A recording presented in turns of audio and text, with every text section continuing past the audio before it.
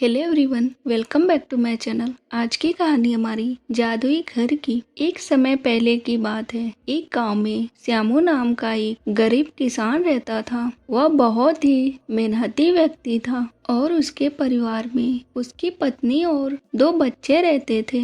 उसकी पत्नी बहुत घमंडी और आलसी किस्म की थी। शादी के बाद घर का सारा काम अपने पति से करवाती थी और खुद को एक आईने के सामने बैठकर दिन भर देखती रहती थी। और जब उसके बच्चे थोड़ा और बड़े हो गए तो वह लालची औरत अपने बच्चों से भी काम करवाने लगी। वह हमेशा चाहती थी कि मुझे बिना कोई काम करे सब कुछ मिल जाए। और तभी एक दिन श्यामू की पत्नी ने सपना देखा कि उसका एक बहुत बड़ा सा महल है और उसके चारों ओर नौकर लगे हुए हैं और वह सिंहासन पर बैठी हुई हुक्म दे रही है। तभी अचानक छत से बारिश का पानी टपका, जिससे उसकी नींद खुल गई और सारा सपना चकनाचूर हो गया। और वह गुस्से में अपने पति को बहुत सुनाती है और उस जगह से उठकर दूसरे जगह पर जाकर सो जाती है। यह सब देखकर श्यामू बहुत ही ज्यादा दुखी हो जाता है, लेकिन वह कुछ कर भी नहीं सकता था। समय गुजरता गया। तभी एक दिन श्यामू की पत्नी रात के समय अपने पति और बच्चों को छोड़कर घर से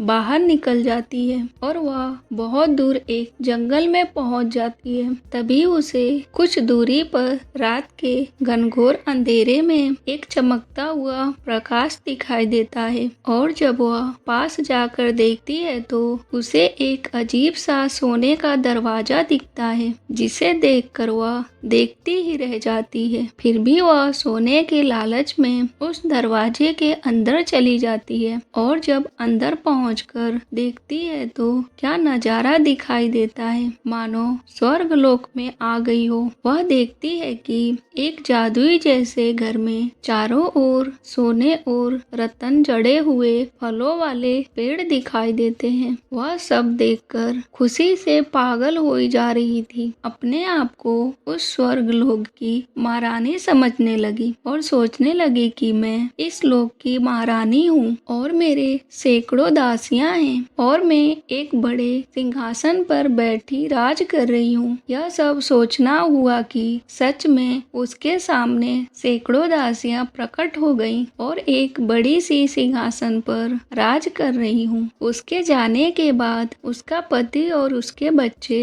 बहुत दुखी हुए और उसे बहुत ढूंढने की कोशिश भी की, लेकिन उनको वह लालची औरत कहीं भी नहीं मिली। उधर श्यामू की पत्नी महारानी बनकर ऐशो आराम की जिंदगी व्यतीत कर रही थी। तभी एक दिन आकाश मार्ग से एक व्यक्ति आया और उसने कहा कि अब तुम्हारा समय खत्म हुआ, अब तुम्हें नर्क लोक जाना होगा। यह सुनकर श्यामू की पत्नी डर गई और कहने लगी, अरे मैं तो अभी तक मरी ही नहीं और तुम कहते हो कि मैं नर्क लोक जाऊं। तुम होते कौन हो जो मुझे नर्क लोक में ले जाने की बात कर रहे हो। वह आदमी हंसते हुए बोला कि मैं स्वयं मृत्यु के देवता यमराज हूँ। किसने कहा कि तुम जिंदा हो? तुम तो कब की मर चुकी हो। देखो तुम्हारा मृत शरीर इस महल के द्वार के उस तरफ जंगल में किस तरह से पड़ा हुआ है। यह कोई जादुई घर नहीं है और ना ही कोई स्वर्ग लोक है। यह मृत्यु का दरवाजा है, जिसे तुमने अपने लोभवश स्वयं चुना है।